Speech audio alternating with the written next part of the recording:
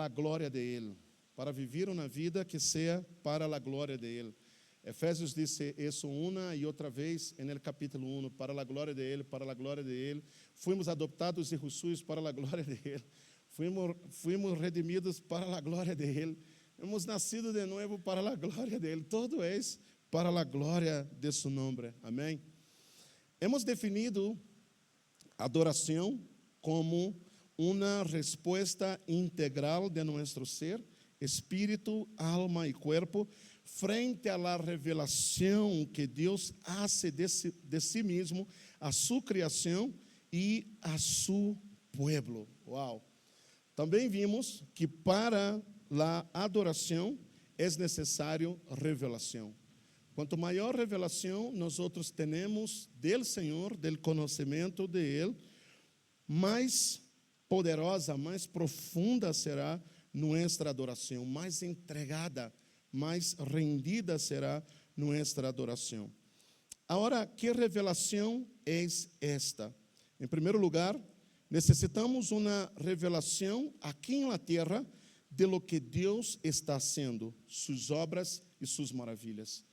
E em um momento les vou a explicar por que estou começando no ponto 1 com esta revelação, uma revelação de lo que Deus está haciendo, suas obras e suas maravilhas. Os salmistas tinham esta compreensão de la necessidade de ver as maravilhas do Senhor. O Salmo 66, vamos a ler alguns versos aqui. Começando por el verso de número 5, o salmista ele disse exatamente isso, uma revelação de lo que Deus está haciendo, suas obras e suas maravilhas aqui na terra. Salmo 66, verso 5 diz: Venid e ved las obras de Deus, temible em hechos sobre los hijos de los hombres.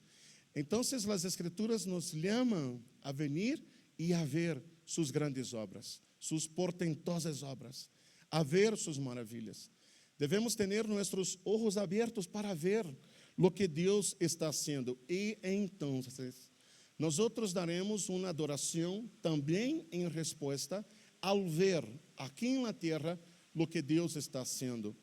Se nós vamos ao verso 1 ao verso 4, vamos a compreender perfeitamente que esta é uma adoração em resposta ao ver as maravilhas de Deus, ao ver lo que Deus está haciendo. Aclamar a Deus com alegria toda a terra. Cantad la glória de su nombre. Poné glória em sua alabança. Me gusta isso. Porque ele nos está dizendo aqui, especificamente, para cantar da glória de Deus. Mas que você deve poner glória em lo que você canta. Põe glória em sua alabança. Haz brilhar lo que você está cantando. Por quê?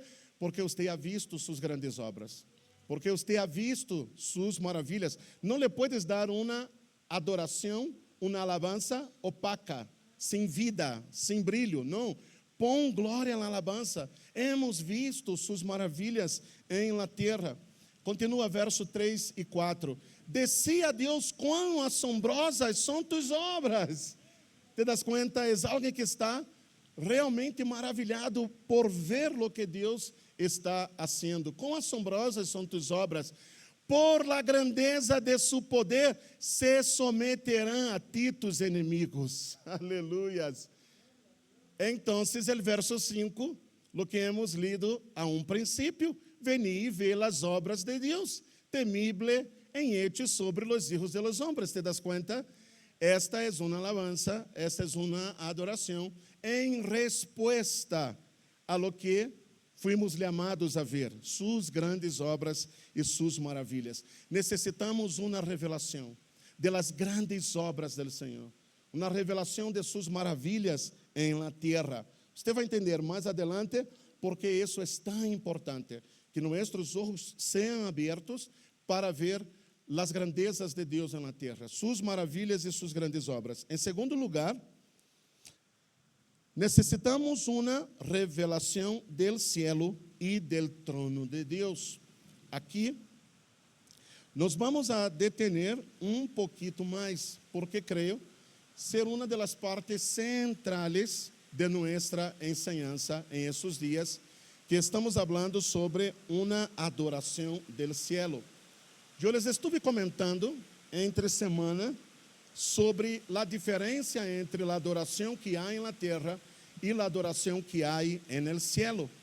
E les dije que John Piper, esse famoso escritor e predicador de las escrituras, ele disse, ele propõe isso. Qual é a diferença? Onde reside a grande diferença entre a adoração da terra e a adoração do cielo? ¿Por qué en el cielo hay tanta entrega? ¿Por qué en el cielo hay tanta rendición? ¿Por qué hay tanto, una adoración tan extravagante? ¿Por qué hay una respuesta de adoración tan grande en el cielo en relación a la tierra? Y John Piper, él dice, porque la tierra adora de lo que oye, mas el cielo de lo que ve. E isso enmarca uma grandíssima diferença. Nós somos chamados a avançar de la fé que oye a uma adoração em resposta a lo que vê. E que vem em eles? E é isso que les quero mostrar um pouco mais a profundo a partir da revelação das Escrituras. Porque eles nos dão uma revelação de esta adoração celestial. Amém? Se vamos a Apocalipse, capítulo de número 4. Apocalipse, capítulo de número 4, vamos a encontrar exatamente isso, uma revelação ou uma contemplação do trono de Deus. Que vem os ángeles. La anterior semana, hasta hemos cantado, y los ángeles que ven, que los hacen así postrar, y los ángeles que ven, para que cantem santo.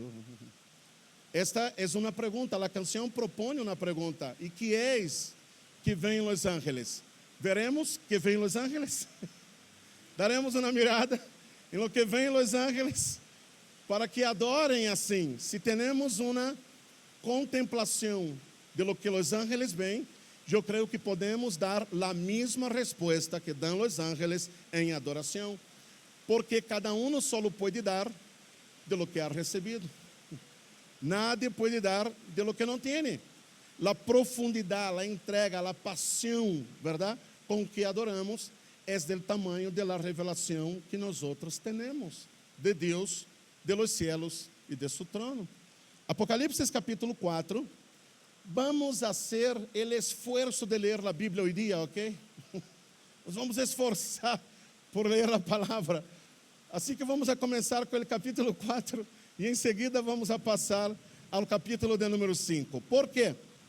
Porque o capítulo 4 é a revelação do trono e o capítulo de número 5 do Apocalipse é a resposta que dão em adoração à la contemplação do trono revelado no capítulo 4. Quantos sabem que o capítulo 4 está antes do capítulo 5? Não se pode alterar a ordem, ¿se dá conta? Se no capítulo 4 está a revelação do trono, no capítulo 5 está a resposta à contemplação do trono. Uma coisa não pode estar delante de la outra. ¿Se dá conta? Eu les dije isso la anterior semana, verdade? Necessitamos uma revelação do cielo, uma revelação do trono. Assim que vamos, Apocalipse, capítulo de número 4, por favor. Diz assim: depois de esto mirei, e he aqui uma porta aberta no cielo, e a primeira voz que oí, como de trompeta, hablando comigo, dijo: sube acá, e eu te mostrarei las coisas que sucederão depois de estas. Então, Juan é levado hasta o cielo.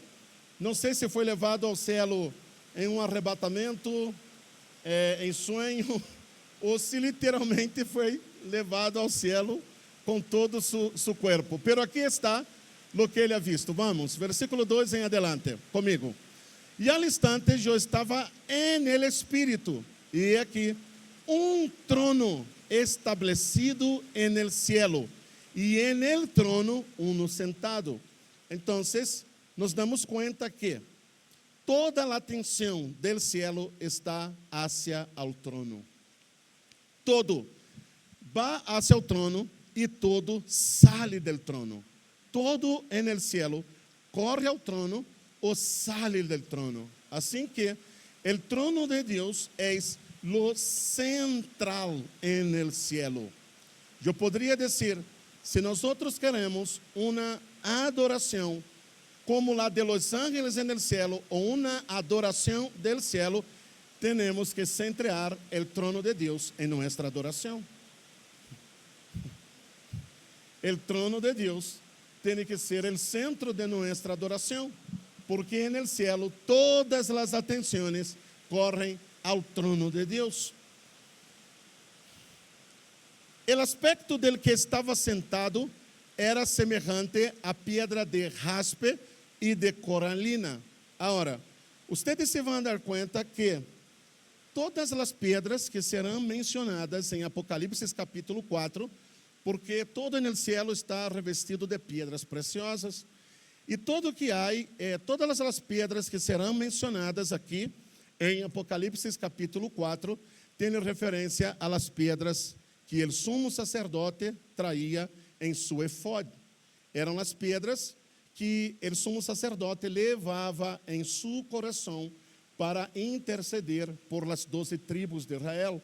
Haviam três pedras por fila e eram 4 filas.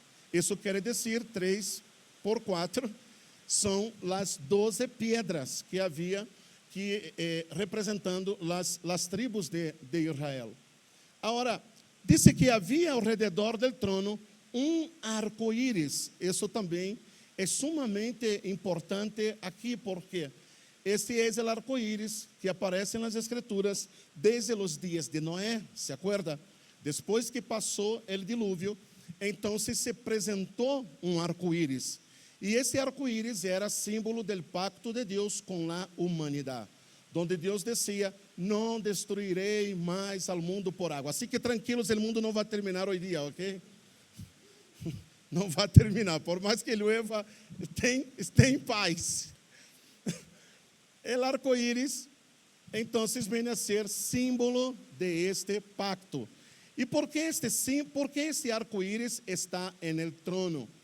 Porque o Antigo Testamento tinha conceito distinto do Novo Testamento del trono de Deus. No Antigo Testamento, o trono de Deus estava relacionado a justiça e a juízo. Isso é ao menos o que nos diz o Salmo 97, o verso de número 2, e o Salmo 89, verso 14. É Ctrl+C, Ctrl+V, chica, ok? Estes 2 salmos. Dice: justiça e juízo são o cimento de tu trono. Mas quando nós chegamos ao Novo Testamento, vamos encontrar arco-íris que cambia o tono. Cambia o tono de esta música. Porque agora, a partir do Novo Testamento, o trono de Deus não é solamente justiça e juízo, mas é trono de misericórdia e de graça.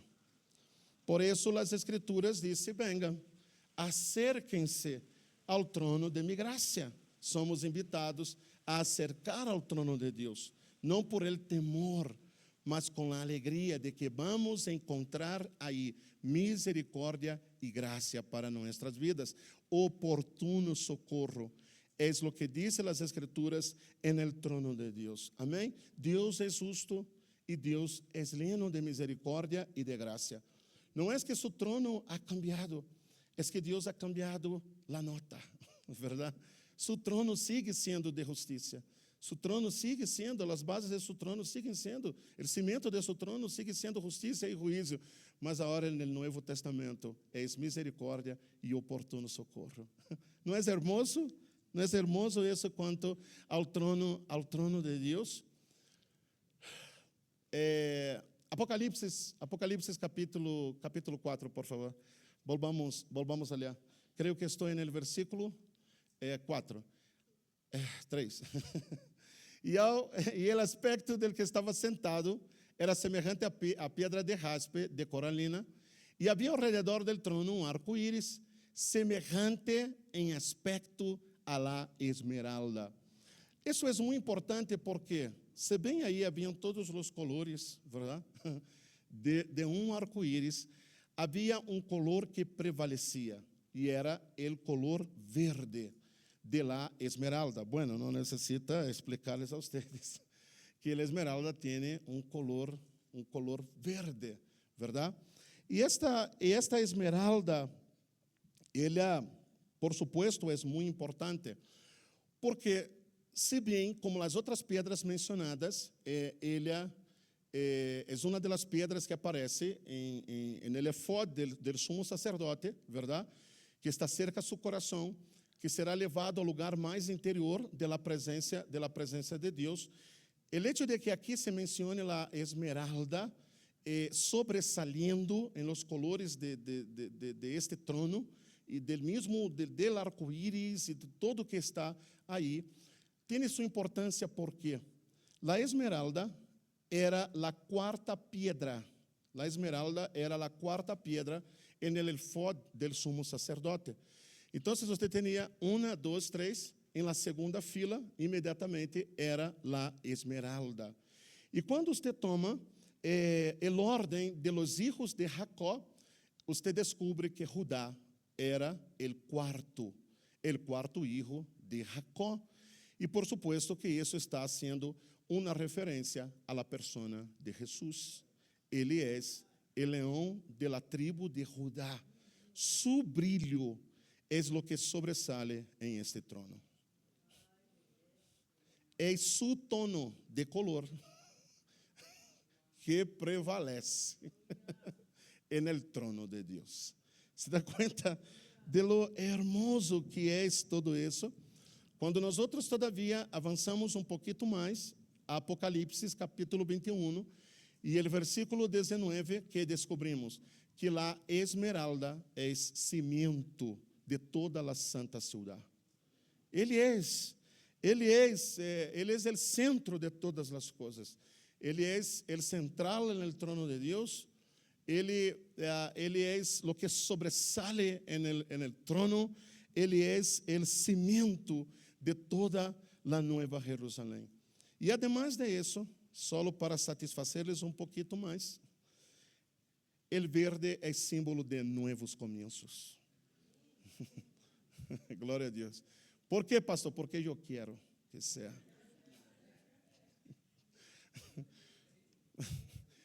É que quando uma terra está seca e então vuelve à vida, o primeiro que você vê é verde.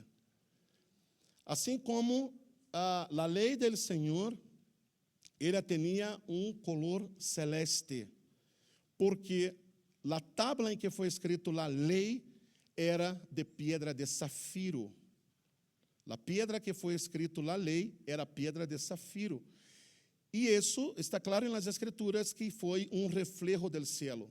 Quando o céu descendeu à terra, então o reflejo do céu, pintou a montanha. E todas as pedras se han fundido por la calor del cielo e se transformaram em safiro e quedaram celeste. E as Escrituras são claras em dizer porque tinha o color del cielo. Assim também, quando nós leemos, por exemplo, Isaías capítulo 27, vamos encontrar exatamente isso. Quando Deus quer renovar, verdade, uma terra, Ele disse, Isaías 27:6, dias vendrão, Isaías 27:6, dias vendrão quando Jacó echará raízes, florescerá e echará renuevos, Israel. E a faz del mundo llenará de fruto. É exatamente isso, é o que hace Cristo, hermano. Por donde Cristo passa, Ele pinta de verde. Verde que renueva, são novos começos. É a vida de Deus tocando nossas vidas. Você pode dizer amém a isso? Continuemos, por favor. Apocalipse capítulo de número 4.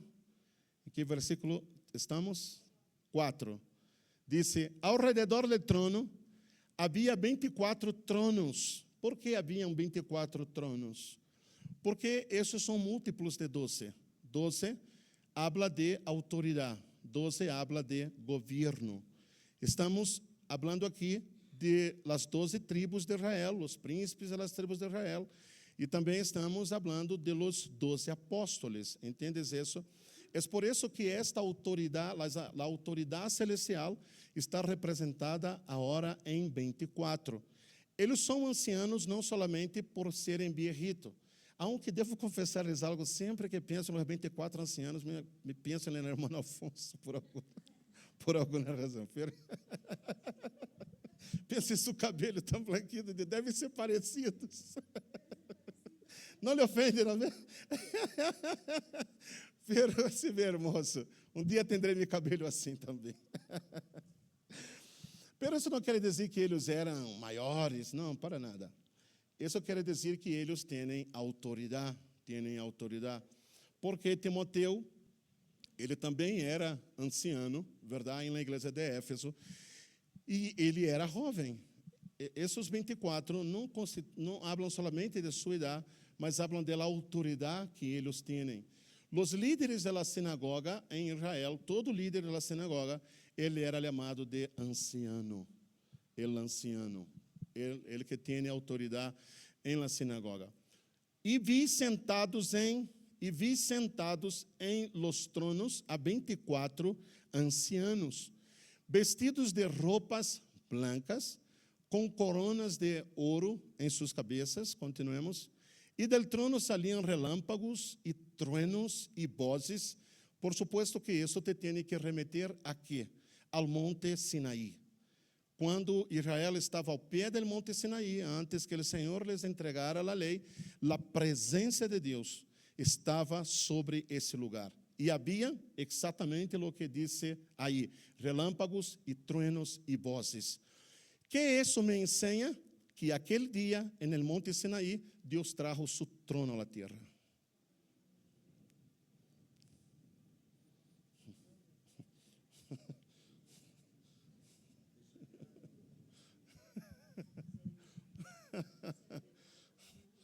Existem dias que Deus nos leva ao céu, mas há dias. Aleluia. Este é seu reino, este é seu mesmo governo que está sendo traído à terra. Escute-me, onde está o trono de Deus, está o reino de Deus. E podemos dizer, onde está o reino de Deus, está o trono de Deus. Podemos dizer que onde está o reino, está o trono, está seu governo. Se o trono de Deus está aí, seu governo está aí. Todo lugar onde ele descende seu trono, ele está governando. É por isso que todo aí em seu trono, que está representando seu governo, seu poderio e seu governo, ele está governando os céus. É por isso que a oração de Mateus capítulo 6, o versículo 10, diz: venga tu reino. Porque se seu reino está em um lugar, sua vontade está sendo hecha. Se sua vontade não está sendo hecha, é porque ele não está governando este lugar. O reino de Deus, o governo de Deus exige que sua vontade esteja sendo hecha em esta casa. Hermanos, por isso que todo o tempo temos que doblar nossas rodilhas e volver a consultar os céus. É esta tu vontade? É esta mesma tu vontade, Senhor? Eu quero tu trono aqui. Amém? Glória a Deus, glória a Deus. Uau! Vamos, continuemos. E delante del trono ardiam 7 lámparas de fuego. E vocês sabem o que vem a seguida. Esta é uma representação de los 7 espíritos de Deus. Bueno, Deus tem 7 espíritos? Por supuesto que não. 7 solamente nos quer dizer que é a plenitud de su espírito en el trono. Su espírito está aí. Deus está aí. Su espírito está aí. Assim como Deus, o Padre, está governando, su espírito também está en el trono. Sigamos, por favor. E delante del trono havia como mar de vidro. Eu necessito que você subraye isso para dentro de meia hora, ok? E delante del trono havia como mar de vidro, semejante ao cristal. Estava delante del trono. Mar de vidro, delante del trono, como mar de cristal. Me hagan recuerdo que tenho que falar sobre isso, ok? Se termino a enseñanza e não hablo. E junto ao trono, e ao redor del trono, junto ao trono, e ao redor del trono, como guardando el trono, verdade? 4 seres vivientes, llenos de ojos, delante e detrás. Por supuesto que esses seres vivientes nos vão a levar a lo que é o livro de Ezequiel, assim como também o livro de Isaías. Muitas vezes se confundem os serafines com os querubines.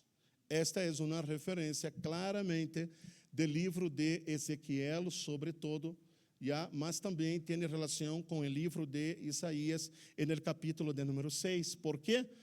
Porque a visão que teve Isaías foi a visão do trono. Isaías 6 diz, el ano que morreu o rei Uzias, que vi eu ao Senhor, sentado em trono alto e sublime. Então, se o trono de Deus está aí, essa é uma visão do trono, é perfeito com o que está dizendo Apocalipse, capítulo de número 4. Esses seres estão aí. Se hablamos de los querubines, eles são os guardianes de la glória de Deus, como está no livro de Ezequiel, ok? São os guardianes del trono de Deus. E os serafines são os que guardam a santidade de Deus. Por quê? Porque onde está a glória, está a santidade. Lo que precede a glória é a santidade. E quando liga a glória, ele traz santidade. É como ciclo.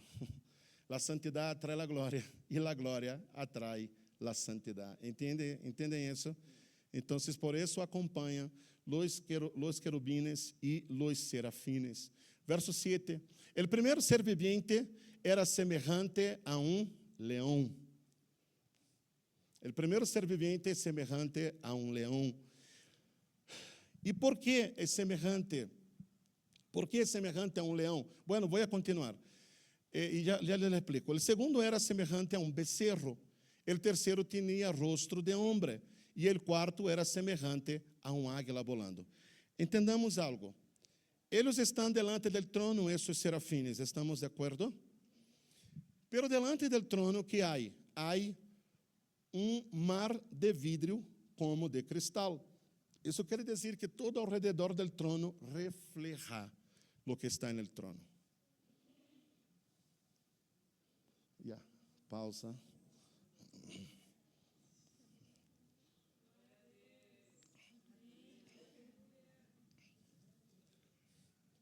Escúcheme. O primeiro ser vivente, então, está ao redor, verdade?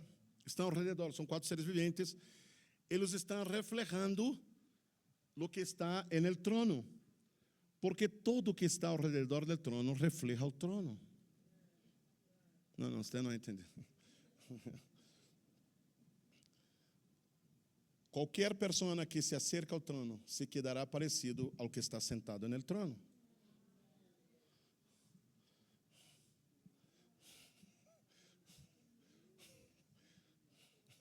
Bem-vindo à casa de los espejos, irmão. Todo aí refleja ao que está sentado no trono. E a que está reflejando? Diz que o primeiro era semelhante a leão.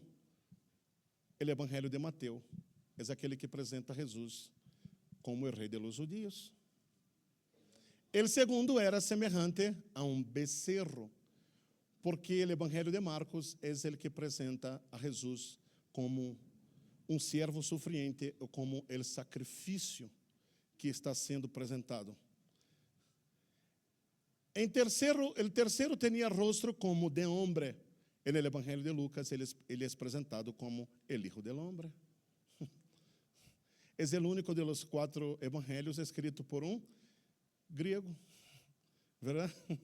Ele é el hijo del hombre. La genealogía de Lucas es diferente de la genealogía de Mateo, porque la genealogía de Mateo va de Abraham, pasando por Davi, hasta Jesús.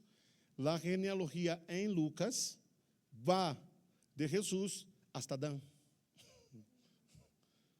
porque ele vino para alcançar a todo el mundo. Pero el evangelio de Juan, ele es presentado como un águila volando, porque de los 4 evangelios, es el que mais se preocupou em apresentar e defender sua divindade. Por isso, ele é um águila que está tocando o cielo. O Evangelho de Juan. O propósito do Evangelho de Juan é exatamente isso: defender a divindade do Hijo. É por isso que ele empieza dizendo: en el princípio era el Verbo, e el Verbo era com Deus. Ele não é o Padre, mas está junto com. En el princípio era el Verbo era com Deus, e el Verbo, el Logos, era Deus. Pero não quero detener-me aqui, quero ir ao versículo 2 também de Juan. Juan capítulo 2, por favor, sei que eles vão hacer trabalhar muito hoje dia aí, pero é necessário. Juan capítulo 2, a partir do versículo 2 e continuamos um pouquinho. Vamos a ver. Depois de isso, Juan capítulo 1, versículo 2. Juan capítulo 1, versículo 2. Este era en el princípio com Deus. Todos nós outros sabemos que antes que Deus criara todas as coisas, não havia nada. Só havia Deus, seu trono, e tudo que era antes do princípio é Deus.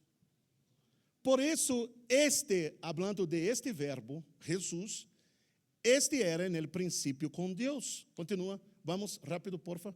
Todas as coisas por Ele, quem? Por el verbo, foram hechas. Hermano, te vou dizer algo. C.S. Lewis, de Nárnia, bem-vindos a Nárnia, aqui estão os que legaram, não vê? Já legaram, vê? Por isso já estão martes no culto, irmão. Já legaram a Nárnia, já estão. Já entraram ao reino. C.S. Lewis, o autor de Nárnia, ele propôs o seguinte: se Jesus não era Deus, de las três uma, ou ele era louco, mentiroso, ou realmente era Deus.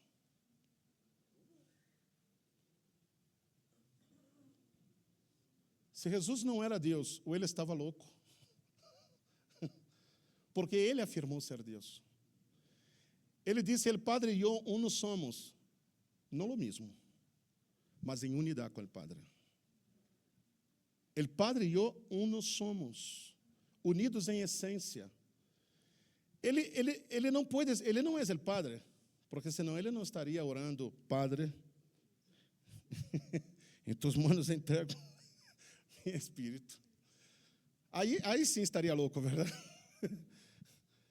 Bueno, no cielo nós outros vemos, no dia do bautismo, que o Padre que está falando no cielo, que mais? Al hijo que está sendo bautizado, o Padre diz: este é meu hijo, e o Espírito que vem em forma corpórea de uma paloma. ¿Te das cuenta disso? O Padre não, o hijo não é o Padre, mas ele é uno com o Padre. Ele é divino com o Padre.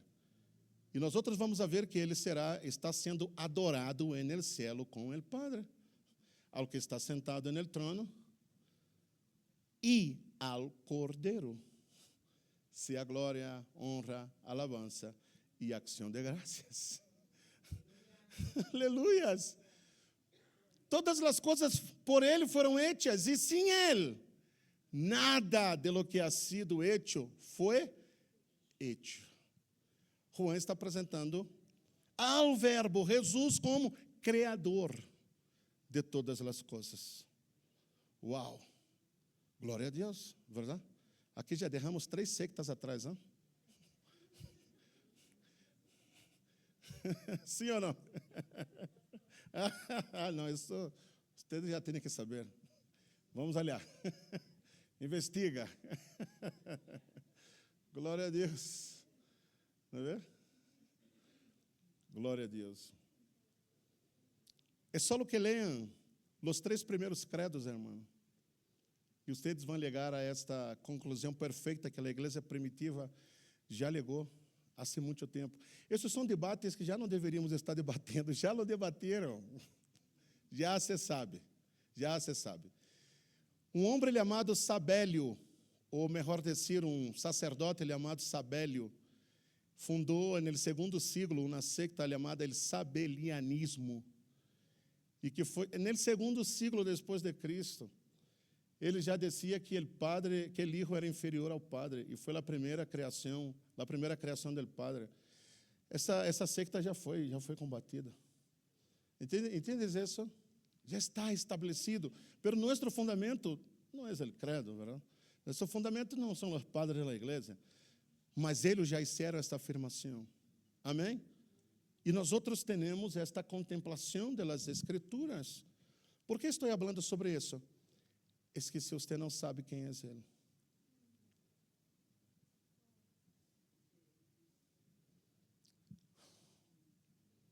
Juan capítulo 4, Jesus lo deixou isso tão claro. É que vocês adoram o que não conhecem. Mas nós outros adoramos a lo que conhecemos. Aleluia! Aleluia! Se você lhe conhece, irmão, se você sabe quem é Ele, em Ele estava a vida. Em Ele estava a vida, em Jesus estava a vida. E a vida era a luz de los hombres. Não sei se você sabe, mas a luz já estava quando Ele criou o sol, a luna e as estrelas. A luz já estava brilhando na eternidade. Ele, Jesus, é a luz de todos os homens. A luz em las tinieblas resplandece. E as tinieblas não prevaleceram contra ele. Verso 14, vamos a ganhar tempo.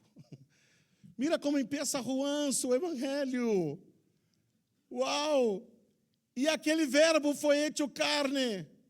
E aquele verbo foi hecho carne. E habitou entre nós outros. E vimos sua glória. Aleluia. E vimos sua glória. E vimos sua cabod. E vimos sua Shekinah. E vimos em grego sudoxa. Sudoxa. Sabe o que é doxa em grego? Uma luz tão brilhante que você se queda mareado com ele. Sim. É esta mesma luz que Pablo viu quando estava a caminho a Damasco. Aleluia. Sabe como disse ele? Ele disse, aquela luz que me apareceu era mais forte que a luz do sol ao meio-dia. Aleluia. Não é tremendo? Quando nós outros estávamos fazendo o bautismo, el dia domingo, irmão, eu mirei ao céu e me quedei maravilhado. O sol estava exatamente ao meio, aí, arriba, e não me saía de minha cabeça. Aí vem o sol de justiça. Aí vem Ele em toda a sua majestade, em toda a sua glória. Aleluia. Quando Ele mirou esta glória, irmão, quedou cego. 3 dias com a glória. Este é Ele, irmão. E vimos sua glória. E vimos sua glória. Aquele verbo foi hecho carne e habitou entre nós outros e vimos sua glória. Glória como del unigênito del Padre, lleno de... então Ele está com o trono de Deus. Ele está sentado no trono. Porque os cimientos de seu trono são justiça e verdade. Mas Ele traz graça e verdade. Aleluias! Juan capítulo 17. Esta é sua oração. A oração sacerdotal de Jesus. Juan capítulo 17, por favor. Estas coisas falou Jesus e levantando os olhos ao cielo, dijo: Padre, Não, ele mirando aos céus, dijo, Padre, la hora ha llegado. ¿Qué? Vamos, ¿qué? Glorifica a tu hijo, para que também tu hijo te glorifique a ti. Continua. Vamos rápido. Como le has dado potestad sobre toda a carne, para que dê vida eterna a todos los que le diste. E esta é a vida eterna, que te conozcan a ti, el único Deus verdadeiro, e a Jesucristo, a quem enviaste. Aleluia. Eu estou tratando de levarte a lo que os ángeles sabem de Ele. Porque só se lhe pode adorar assim, se você sabe quem é aquele que está sentado no trono. Aleluia. Eu te he glorificado em la terra, e acabado a obra que me diste que hiciese.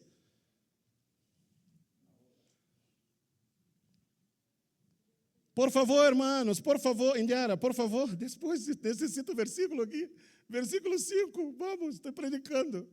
Agora, pois, Padre, que glorifica-me tu ao lado tuyo. Com quê?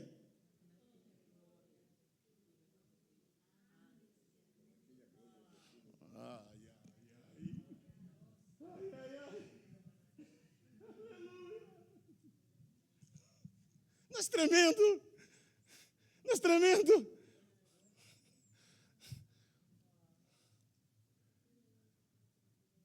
Jesus não é um ser que nasceu a partir do ventre de Maria.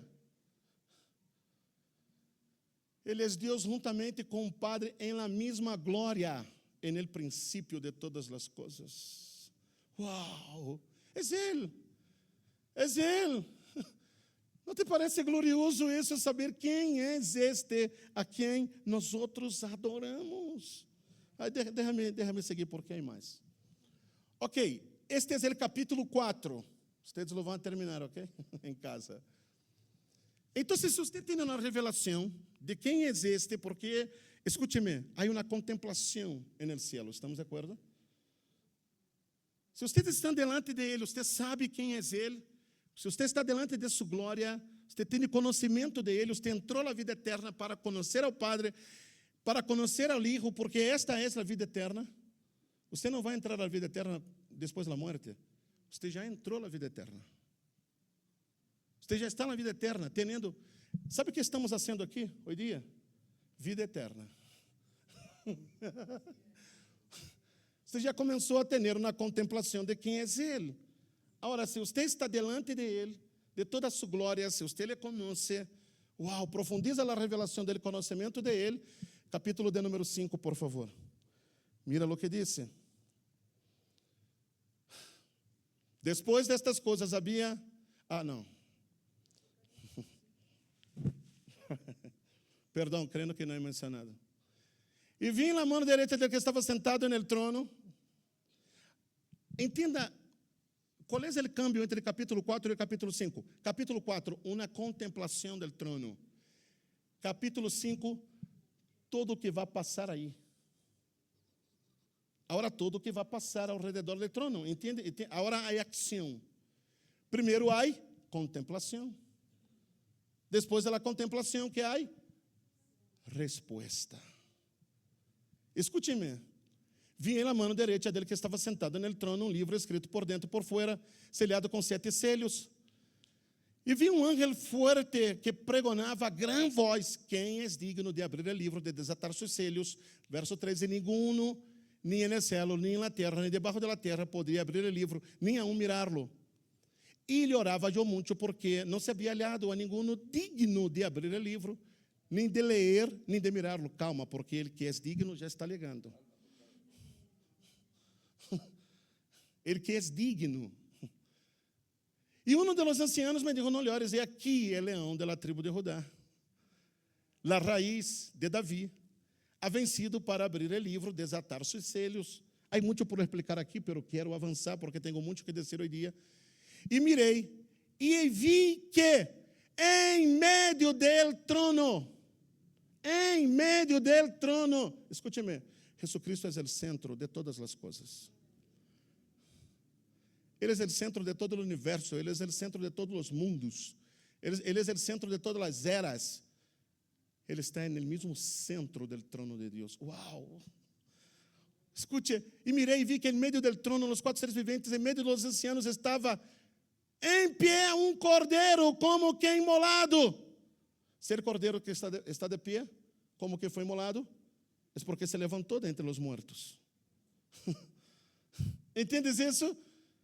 Estava em pé um cordeiro como imolado que tinha 7 cuernos e 7 ojos. Por supuesto, estamos falando daquele que tem todo o poder e aquele que todo vê. Aquele que todo sabe, aquele que todo lo conoce. Los quais são os 7 Espíritos de Deus enviados por toda a terra. Sigamos. E vino e tomou o livro da mão direita dele que estava sentado en el trono.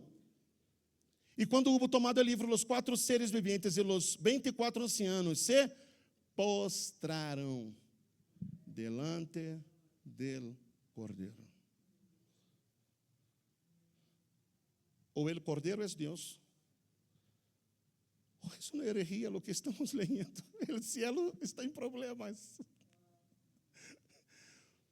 Porque o cielo não adora só o que está sentado no trono. O cielo adora o que está sentado no trono e adora ao Cordeiro. Todos tinham harpas, adoração, e copas, oração, llenos de incenso, que são as orações de los santos. Isso quer dizer que o cielo está lleno de alabanza e lleno de oração. Continuemos, por favor. E cantavam um novo cântico, dizendo: Senhor, aleluias, aleluias.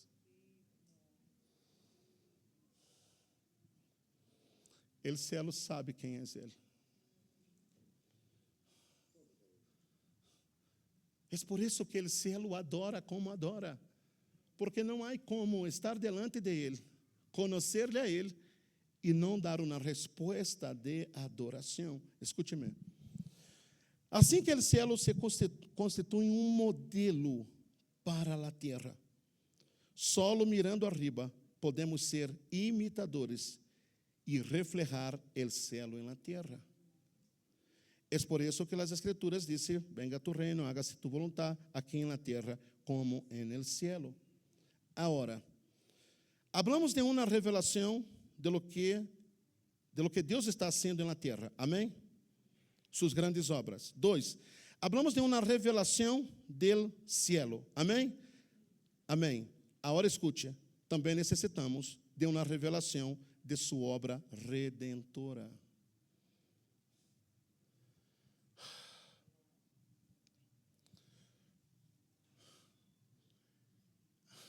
O cielo lhe está adorando porque ele está redimindo homens de toda língua, tribo, pueblo e nação. Agora escute-me lo poderoso que é isso. A primeira carta de Pedro, no capítulo 1, a partir do versículo de número 10, vamos a ver por que os ángeles, porque o cielo se maravilha com isso. Vamos, por favor, isso, graças. 1 Pedro, capítulo 1, versículo 10 ao versículo 12, diz: Los profetas que profetizaram de la gracia destinada a vosotros, inquirieron diligentemente, indagaram acerca de esta salvação. Vamos entender isso. Que hicieron os profetas do Antigo Testamento? Escute, se rascaram a cabeça, eles veiam tudo isso, mas não sabiam exatamente quando isso ia passar. Quando Isaías escreveu, verdade? Isaías capítulo 53, ele teve uma revelação da morte de Jesus. Estamos de acordo? Sim. Não havia em ele, verdade? Beleza, não havia ele hermosura, verdade? Ele estava como, olha, todo nosso dolor sobre ele, castigo de nossa paz estava sobre. Entendes isso? Pero quando chegamos ao livro de Hechos de los Apóstolos, capítulo 8, De repente você encontra um eunuco. Ele está em Sucote e ele está lendo Isaías 53. Está pensando, de que estará falando? Estará falando dele, mesmo será de outro. Então vem Filipe, corre ao lado, verdade? E lhe pergunta, ¿entendes lo que lees? ¿Entendes lo que... Ele disse que não pode entender nada aqui, ao menos se alguém me explica. Então, vem Felipe e disse, não, ele não está falando dele mesmo, de Isaías, mas Isaías está profetizando de Jesus, que vino na cruz, que ha muerto. ¿Se dá conta disso? Então, os profetas profetizaram e falaram hasta de coisas que eles não sabiam. Pero, escute lo tremendo. Os profetas que profetizaram da graça destinada a vosotros inquiriram e diligentemente indagaram acerca de esta salvação. Verso 11. Escudriñando que persona e que tempo indicava o Espírito de Cristo que estava em eles, el qual anunciava de antemano os sofrimentos de Cristo e as glórias que vendriam tras eles. Verso 12. A estes se lhe revelou que não para si mesmos, senão para nós outros, administravam as coisas que agora os são anunciadas por los que os han predicado o Evangelho por el Espírito Santo enviado del cielo. E aqui chegamos, coisas em las quais anelam mirar los ángeles.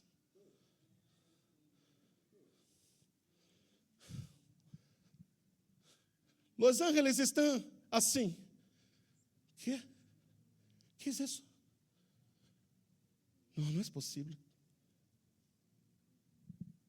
¿Te vas a ser hombre? ¿Cómo es? ¿Estás sufriendo todo eso? Pero, ¿qué es eso? ¿Por qué los ángeles están maravillados? Agárrese de las sillas. Porque quando seus companheiros ángeles pecaram, Deus aplicou justiça. Quando os homens pecaram, Ele aplicou graça.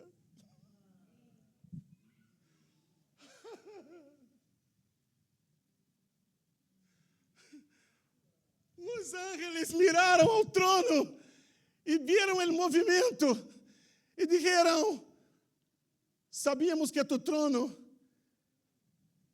é justiça? Não. Sabemos que tu trono é justiça e juízo. Mas agora esse arco-íris, agora estás morrendo por eles. Agora has derramado tu sangue. Está dando sua vida. Ha redimido de toda tribo, pueblo, língua e nação. E eles se vão venir aqui com nós outros. Digno eres. Digno eres de tomar o livro. Aleluia. Desatar seus selhos. Porque fuiste muerto. Aleluia. Digno eres. Digno eres. Digno, digno, digno. É isso o que está passando aí. Pai, Apocalipse capítulo 5, por favor. Pai, Apocalipse capítulo 5. E cantavam um novo cântico dizendo: digno eres de tomar o livro, de abrir seus selhos. Por quê?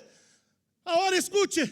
Primeiro eles adoraram por la contemplação que tinha. Mas agora eles estão adorando por aquilo que Ele está fazendo por os homens. Aleluias! Nadie poderá adorar a Deus sem uma revelação de sua obra redentora. O cielo está ensinando a terra. Sem a obra redentora, sem a revelação da obra redentora, você canta música. Você imita a los creyentes. Que levantar a mão. Ai, que remolhar, assim havia sido. Entende? Você imita corte de cabelo. Você sabe, você canta música. Você aprende como se hace. Mas, irmão, adorar é só por uma revelação da obra redentora.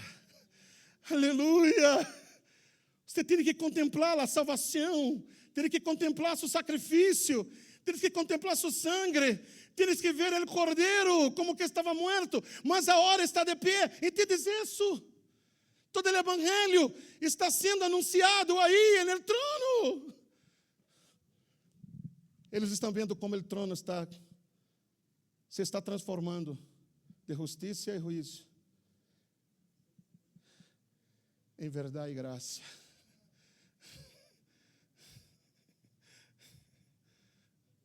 E Moisés estava na lei, mas em ele está a graça. Aleluia. Coisas em las quais los ángeles, ai Jesus, aleluia. Não é tremendo? Me falta pouquinho, me falta pouco. Calma. Uau, Senhor. Por quê? Escute-me.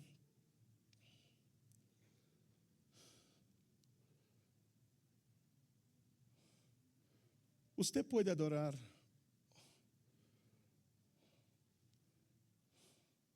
uma pessoa, vou ponerlo assim.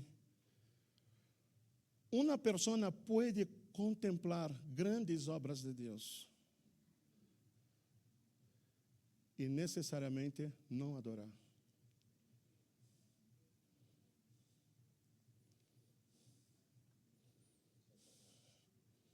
Não, uma pessoa pode ver milagros.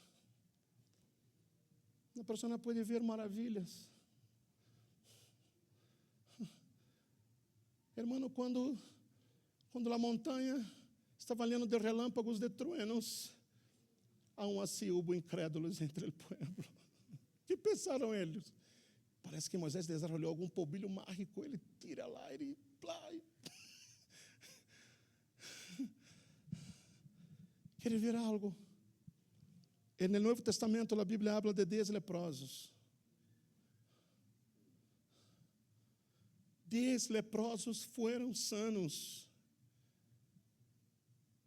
pero solo uno regressou para dar-lhe las gracias. Em los dias de Jesus, muitos foram sanos, muitos foram curados, muitos viram maravilhas, mas não necessariamente não lhe adoraram. Los 10 viram suas maravilhas, pero uno glorificou a Deus. Uno se postrou em terra, uno lhe deu graças, uno foi salvado. 10 foram curados, mas só uno foi salvo. Porque a adoração está profundamente relacionado não com o que Deus faz, mas com quem Ele é.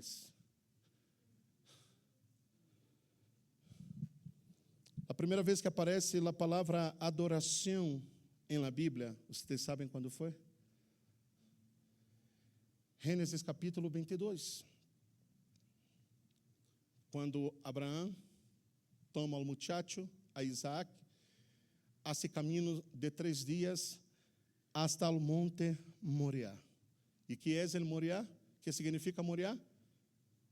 Literalmente Moriá quer dizer el lugar. É como que Deus na eternidade hubiera puesto uma X. Este é o lugar. Moriá. É aí onde tienes que levar a Isaac para ser sacrificado. Por quê? Porque 1500 anos depois, este seria o mesmo lugar onde Jesus Cristo seria crucificado. Porque o monte de la calavera, ou el Gólgota, calavera, é uma pendente del Moriá. é exatamente o mesmo monte.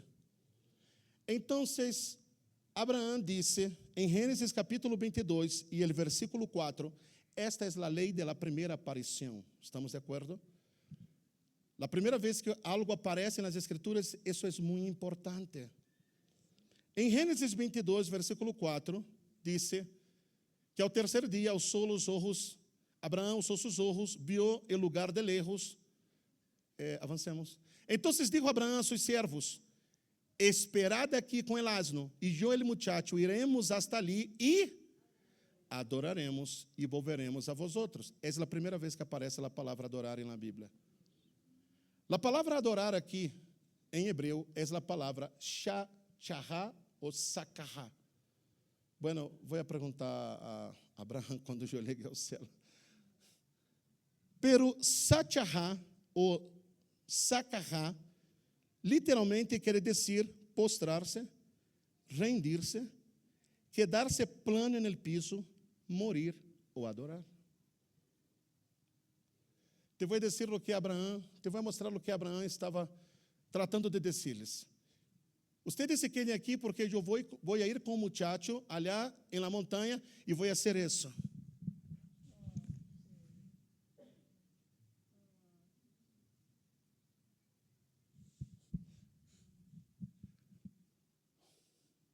Vou adorar.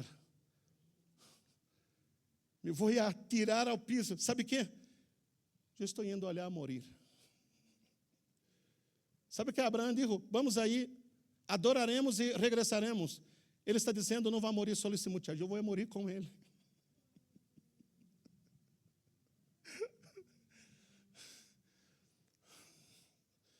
Amigo, se o grano de trigo caindo em terra não muere, queda solo. Mas se muere.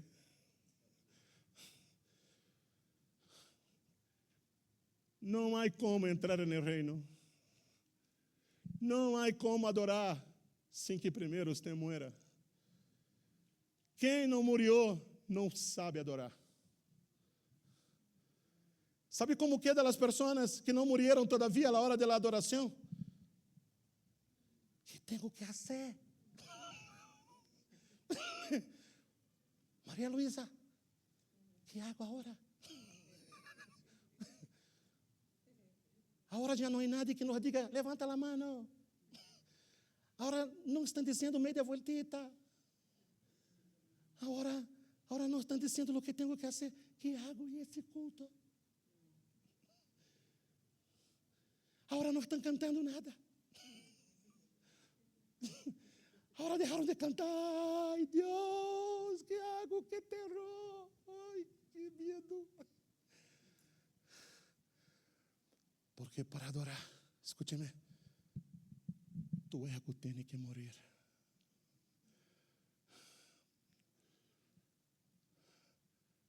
Tu ego tem que morrer. Tens que morir em aquela montanha. Tens que subir a cruz. Ah, Senhor, tem que estar crucificado com Ele no Gólgota. Tem que subir ao Moriá. Tem que rendir-lo todo para adorar. Tem que desapegar-se de todo. Porque se não levantar a mão, te vai ser muito difícil. Porque você vai estar preocupado, pero que vai dizer? Homem não llora. Por el amor de Deus, que está sendo o pastor? Alguém salva-lhe. Que débil é esse pastor. Se la passa orando. Mira, não. Usted es líder, levántate. Líder macho. Guía al pueblo. Valentía, vamos. Adoração, debilidade. Adoração é debilidade. Aleluia. Adoração é rendir-se. Adoração é entrega. Adoração é não a nós outros, mas a tu nome de glória. Adoração é desnudar-se. Porque quando ele foi à cruz, ele foi desnudo. Não se pode adorar vestido de ego e de orgulho. Adoração é humilhar a si mesmo. A adoração é sair na foto com a cara feia. Mientras te cuida tu maquilhagem, não vas a poder adorar. Não vas a poder adorar. Se você quer vir à igreja e a roupa tem que seguir planchada igualita que vino, não vas a poder adorar. Não vas a poder adorar. Adorar é rasgar-se, adorar é rendir-se, adorar é postrar-se, adorar é dizer todo a ti, Senhor. Escute-me. Em este monte Deus ha provisto o cordeiro da provisão. Não para que você tenha um coche, não para que você tenha uma casa nova. O cordeiro foi morto para prover o caminho hacia a adoração. Porque o cordeiro, direi, é o cordeiro que quita o pecado do mundo. Aleluias. Todo lo demais é uma consequência e não a búsqueda. Todo lo demais llegará por uma consequência. Vai llegar o coche, vai llegar a casa, vai llegar todo, vai llegar o bom trabalho, vai llegar o recurso, vai llegar o dinheiro, mas essa não é a búsqueda. A búsqueda é poder adorar a Ele. Aleluia. Ele abriu por sua sangue, o cordeiro foi provisto para que a sangue do cordeiro fosse derramada, para que pudiéramos adorar. Hebreus, no capítulo 10, versículo 23. Hebreus, capítulo 10, versículo 23. Escute o que disse. Aleluias. Mantengamos firme, sem fluctuar, a profissão de nossa esperança, porque fiel é ele que prometeu. Estou em Hebreus 10, 20. É del 20 ao 23. Hebreus 10, 20 ao 23. Porque o caminho novo e vivo que Ele nos abriu através do velo, isto é, sua carne, de sua carne, e tendo um grande sacerdote sobre a casa de Deus. Acerquemo-nos com coração sincero, em plena certidumbre de fé, purificados os corações de mala consciência e lavados com corpos com água pura. Verso 23, mantengamos-nos firmes sem flutuar a profissão de nossa esperança, porque fiel é Ele que prometeu. Podemos adorar. Podemos adorar. A primeira vez que aparece a palavra adoração no Novo Testamento, vocês sabem quando foi? Mateus capítulo de número 2. Versículo 1 e versículo de número 2. Quando os magos del Oriente, os sábios del Oriente, hicieron um caminho. Quando Jesus nasceu em Belém, em dias de rei Herodes, vieram del Oriente a Jerusalém uns magos, dizendo: ¿Dónde está o rei de los judíos, que ha nascido? Porque sua estrela hemos visto en el Oriente. Quem ha nascido? Ele que ha nascido rei. Se sabemos quem ele é, então sabemos o que temos que fazer. Se você sabe quem ele é, você sabe o que você vindo a ser aqui. Hemos venido a adorar-lhe. Escriba ao lado, proscuneu. A tradução mais imediata do hebreu, satchahá, é proscuneu. Proscuneu quer dizer, outra vez, rendir-se, postrar-se, humilhar-se, mas também tem el sentido de um perro que lame a mão de seu amo. Não por la comida que le pone su amo, porque la comida já tem. Hermano, escúcheme, que comer, que beber e que vestir já está no paquete, você nem se preocupe. Que comer, que beber e que vestir já está assegurado. Já está no paquete. Então, que hago? Se não vengo aqui para ter que comer, que beber e que vestir, já está assegurado? Já está. Então, que? É por quem é Ele. É por quem é Ele. Sua adoração. ¿Sabe o que trajeron? Escúcheme. Dice las Escrituras, ¿ustedes se acuerdan? Eles trajeron, verso de número 11. Verso de número 11. Dice, al entrar en la casa, viera un niño con su madre María y postrándose, amigo, isso é adorar. Isso é adorar. Você não vem aqui para ter a mão no bolsillo. Você não vem a mascar-se chicle. Você vem a postrar-se delante dele. Você vem a rendir-se delante dele. Sabe o que eles trajeram a ele, já que eles vieram a adorar? Abrindo sus. Diga a pessoa que está ao seu lado. Se você sabe quem ele é, pode dizer a alguém, se você sabe quem é ele, você sabe o que ele merece. Se você sabe quem é ele, você sabe o que ele merece. Abrindo seus tesouros, lhe ofereceram presentes. Sabe o que me parece tremendo? Llega Navidad. Llega Navidad.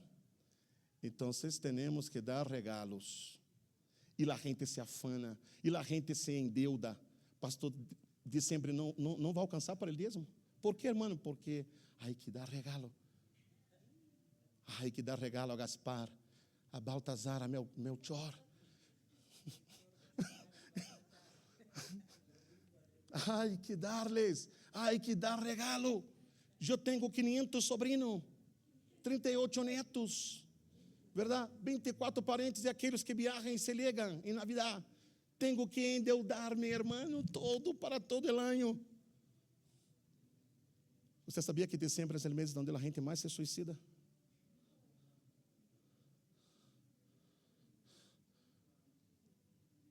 A gente se reviste de uma ansiedade. Deus, a preocupação, e agora aí, Senhor, e aí. Mas sabe o que é tremendo? Quando chegou Gaspar, Baltazar e Melchor, lhe deram a Jesus o regalo. Aleluia. Eles não se repartiram entre eles, eles deram a Cristo. Mas sabe qual foi o regalo? Agarre-se de novo da silla.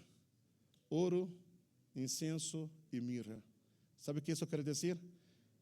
O ouro é um regalo que se dá a um rei. O incenso a um sacerdote. E a mirra a um profeta. Eles estão dizendo, sabemos quem é ele que é nascido.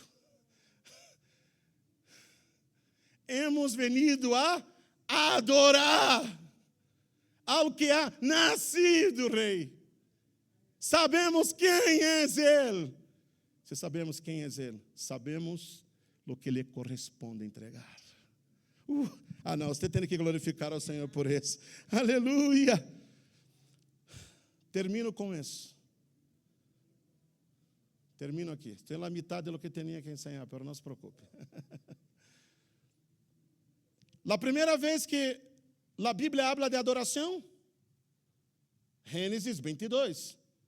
A primeira vez que habla de adoração no Novo Testamento, Mateus capítulo 2.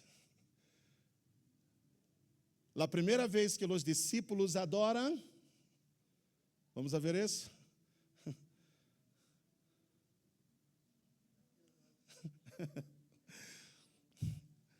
A primeira vez que os discípulos adoram, vamos a ver isso? Mateus capítulo 8. Vamos a ver. Em Mateus capítulo de número 8, Jesus está em la barca, pero hay un detalle. Jesus está dormindo em la barca. Então, há uma tremenda tempestade que se levanta, a tal ponto que a ola, as águas, cobrem a barca. Você pode imaginar-se isso? A altura destas olas cobrem a barca. Os discípulos estão desesperados e despertam a Jesus. Dizem: Maestro, não te das conta que perecemos? Tu aí, nós outros perecendo e tu dormindo. Hermano, quando Jesus despertou, o primeiro que ele hizo foi repreender os discípulos depois das olas.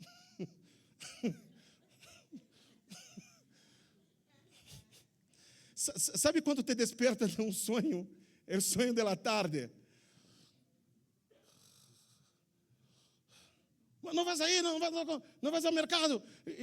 El perro, y las compras, y la comida, y hay que levar el niño. Y Jesús, hombres de poca fé. Hermano, ele nem repreendeu a tempestade primeiro. Ele já repreendeu os discípulos. Como que, por que me despertaram? Acabo de multiplicar pães e peixes. Já é dado de comer a 5.000 homens. Não tem pão aí sobrando. Cada um com sua cesta aí, sua canasta.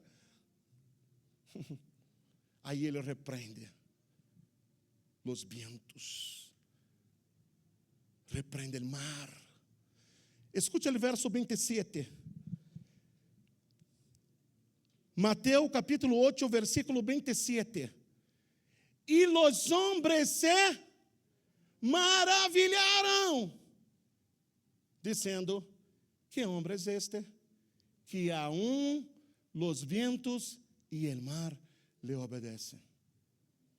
Pergunto: adoraram?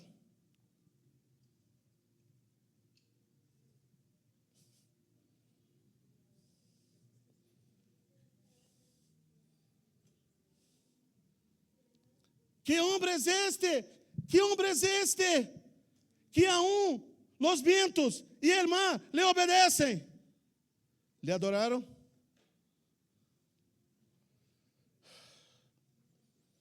Escute-me.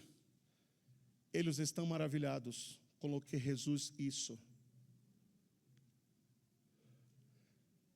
Mas só maravilhar-se por lo que ele hace, todavia não é suficiente. Sabe qual será a primeira vez que vai aparecer, que vai revelar, vai mostrar aos discípulos adorando a Jesus? É em Mateus capítulo 14. Mateus capítulo 14. Agora nós outros temos outra tempestade. Pero esta vez, Jesus vai vir caminhando sobre as águas, você sabe, a la quarta vigília da noite. E qual era a quarta vigília da noite? Que hora é esta? Entre 3 e 6 da manhã. É a última hora da noite, madrugada, a pior hora da noite. Aí viene Jesus. Vamos a ler a partir do versículo 28, por favor. Mateus capítulo 14, a partir do versículo 28 ao versículo 33. Então lhe respondeu Pedro e disse: Senhor, se eres tu. Hermano, aqui há um câmbio completamente diferente de Mateus capítulo 8. Porque desde aqui você vê o câmbio. Em Mateus capítulo 8, eles estão maravilhados com o que ele hizo. Mas em Mateus capítulo 14, a partir de aqui, toda a sua atenção está em quem é ele. Escute. Senhor, se eres tu, manda que eu vá a ti sobre as águas. Calma. Se ele está dizendo, se eres tu, Eladerley, se eres tu, Milena, se eres tu, Virka, se eres tu, Alfonso, se eres tu, Marcos, se eres tu, hermano, se eu estou pensando que és Alisson, se eu estou pensando que é Milena, estou pensando que é Alfonso, eu lhe diria, nem que me diga, nem que me pida, nem que me pague, eu vou sobre as águas. Não. Jamais. Não, por favor. Porque se é por ti, se é por um de ustedes, eu me vou hundir. Se és, por Indiara, se és, a pedido de Sulema, se és por Sulema, não dá, me vou hundir.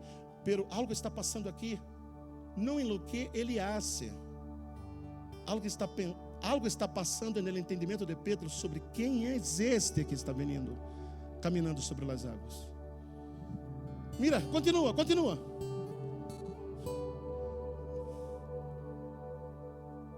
E ele dijo,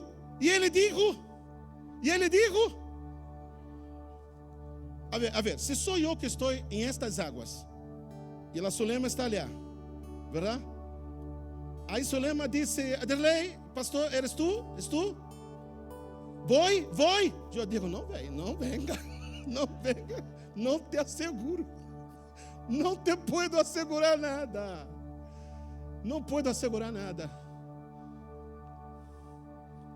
Mas Jesus pode descer.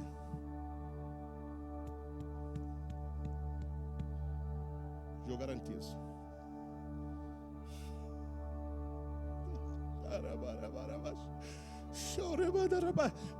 Vamos. Bem, descendeu Pedro. Irmão, algo está passando no coração de Pedro. Andava sobre as águas para ir a Jesus. Continua, vamos. Pero ele ver o forte vento, teve medo, começou a hundir-se. E deu vozes dizendo: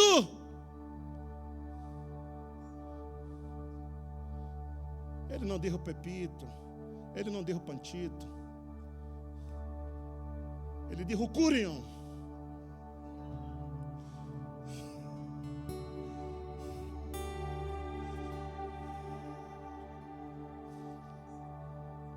Curion é a palavra grega mais direta para traduzir Jeová. Ele está dizendo em grego o mesmo que talvez poderia dizer Deus.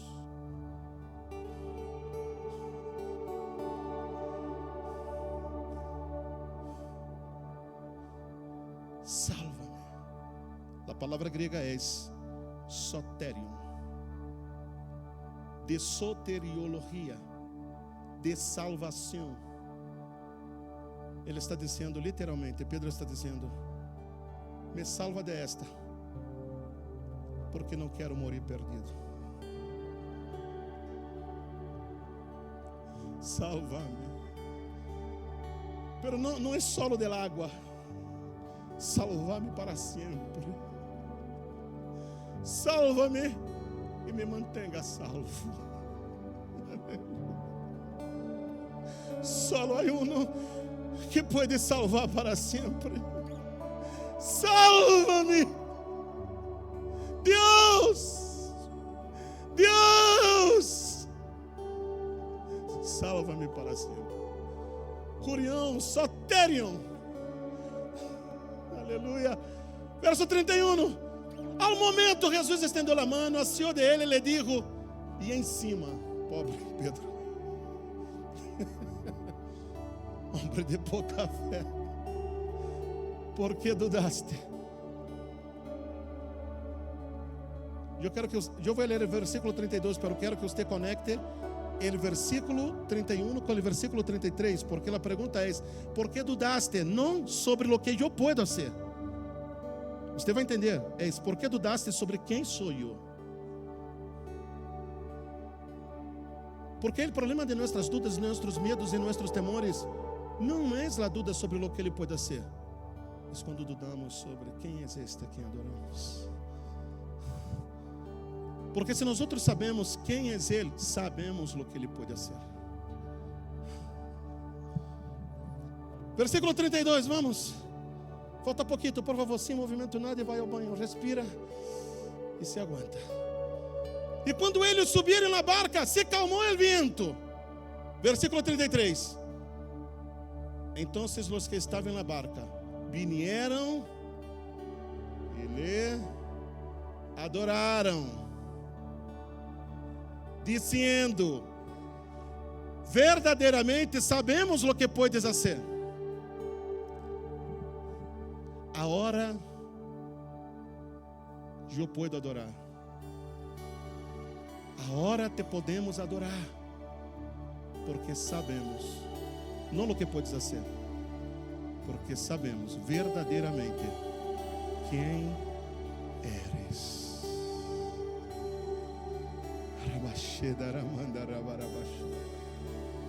Qual é a diferença entre Mateus capítulo 8 e Mateus capítulo 14? Mateus capítulo 8, eles estão maravilhados com o que Jesus hizo, mas todavia não estão convencidos de quem é Ele.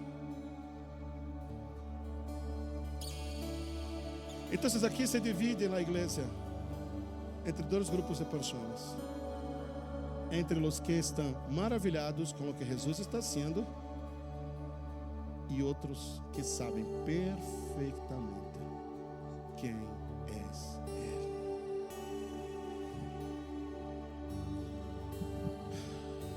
Termino com isso, prometo. Anote-se os passagens e a Olivia vai buscar o que ele pode encontrar. Anote-se: Salmo 23, verso 3, Isaías 48, verso 9, Isaías 43, verso 25, Jeremias 14, 21, Salmo 106, verso 6. Aí vocês veem a gravação e...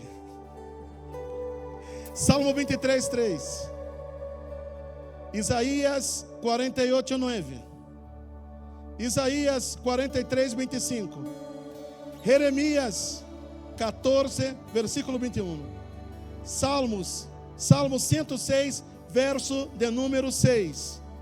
Que relação há em todos esses versos? Que têm em comum? Salmo 23, 3. Salmo 23, 3. Diz assim: confortará minha alma. Escute o que ele hace: confortará minha alma, me guiará por senda de justiça. Por ti? Por amor a quem é Ele?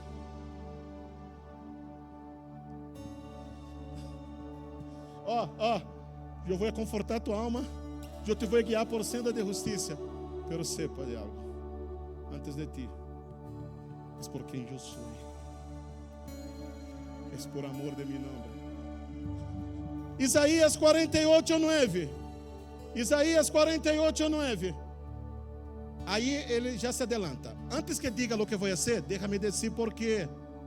Por amor de meu nome, diferirei minha ira. Ou seja, vou a retroceder minha ira. Entendes? Vou a retroceder minha ira por amor de meu nome. E para alabança minha, la reprimirei. Não para não destruir-te. Por amor de meu nome.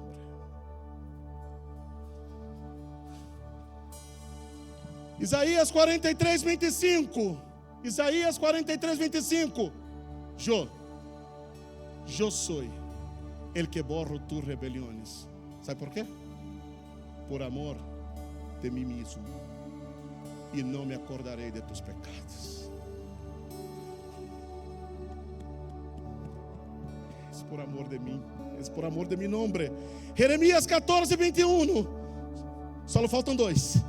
Jeremias 14, 21. Chegaste a hora perfeita. Graças. Por amor de tu nome.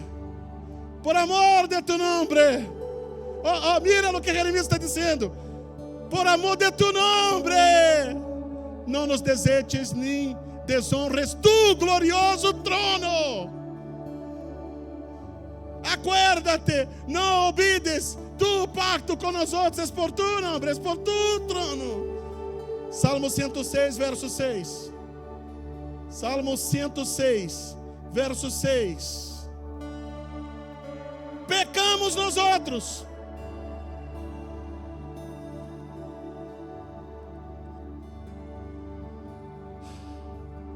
como nossos padres hicimos iniquidade, hicimos impiedade. Vamos.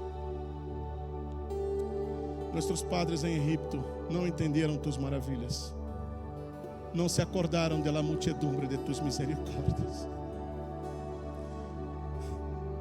senão que se rebelaram junto ao mar, el mar rojo, pero ele los salvou, porque era a gente mais pura, mais buena, mais bonita, mais Deus santo.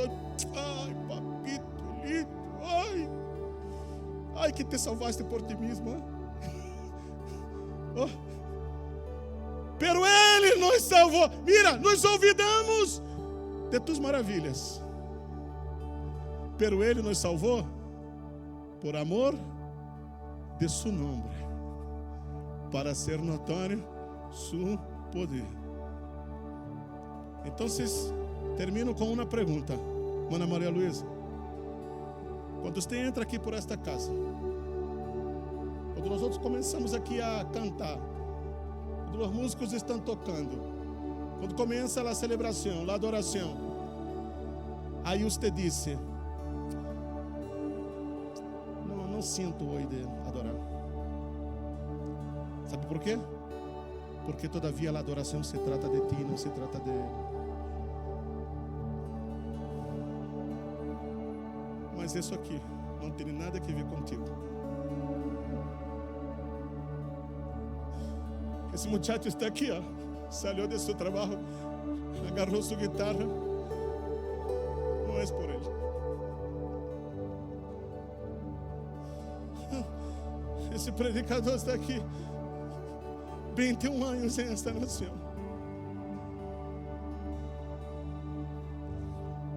por uma razão, por amor de su nome dele.